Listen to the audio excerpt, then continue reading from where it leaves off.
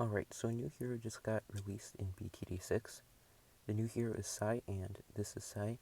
He has two abilities and is very different from other heroes, which I like, and I'm shortly going over all of his descriptions for each level, and you can pause it right there. Now, my opinion right now on Sai might change in the future, because I only played him for one game, and that's not really a lot of time. So take this with a grain of salt, and I will probably post a video on Sai later explaining what my opinions are on him later. And this is some testing in Sandbox, and something that jumped out immediately to me is that his leveling is very slow, and he gets Moab popping power all the way at level 14, which can be up to around 61 on some advanced maps, which is pretty bad. So we're going to see how we can get around that, and we'll check out what he can do. So he can get buffed by Village and Alk, that's pretty good. And his attack is very different. He can't pop those purples and leads just yet, but he can one-shot these greens and all the way up to rainbows starting out. One thing kind of unrelated, at the beginning you could have seen, I noticed that his hitbox was pretty small, and I thought I was playing with small towers, but he's just standing on something and he's pretty small, I guess. Also, you can see he can pop the ghost balloon, so he has like a million pops right now, which is pretty cool.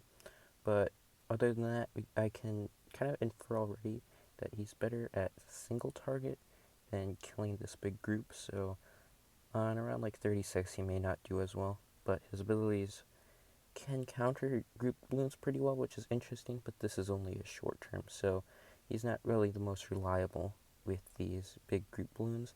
And we'll level him up to 10 in a bit, and we'll see him on round 49. And this hypothesis is true, he doesn't really do well against the big groups of greens and rainbows, but he does pretty well against the ceramics.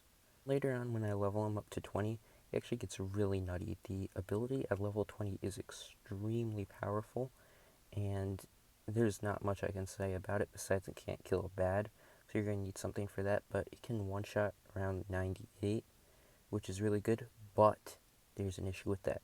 He levels up about as fast as Ben, and in chimps that is really, really bad. And pretty much the only way you're going to get this is spending a lot of cash or buying an energizer pretty early on, which you need water for in the first place. So on my chimps run that I'll do on another brick shortly, I am going to have to do that, and it gets a little rough. As I said, this is my first time playing with it, so I definitely will acknowledge that I did not use Psy properly, and I definitely could have used Psy better. So besides that, we're going to see what this run is. So for my run, I knew I needed to get Energizer pretty early on, because if I did not, I would not have level 20, and that would be a bit of a bummer, just to not be able to showcase the level 20 in chimps. So I had to get the Energizer early on, so what I did is I did a pretty cheap early game that would beat like round 63, round 64 with the fortified Moabs, because I won't be able to kill Moabs until past 64, which is really bad, and it's a big bummer that his leveling is so slow. So the run's going to come in right now, and it's going to be pretty fast, and it's just going to go by. So basically we need to get the Energized early, so I have a sub early game with a 204, and I also get some bombs, because the bombs are pretty good. The mob maulers take care of mobs pretty well, and I needed something to kill around 63, so I had the recursive cluster that would do that. So that was covered, and that was covered, and then we would later get Energizer in the mid 70s, and that will get us the level 20 right before around 98 hits. I think it's a little earlier than that, but you'll see, and you'll just see throughout this run that his leveling is pretty bad, and that's a factor that I don't really like about him, and because of that, I don't really think he's the best hero so far, from what I can see. Maybe there's like a drastic meta change that he's a lot better with these certain towers, but from what I see right now, he's not very good, and if you're trying to beat something, you might as well just use a better hero.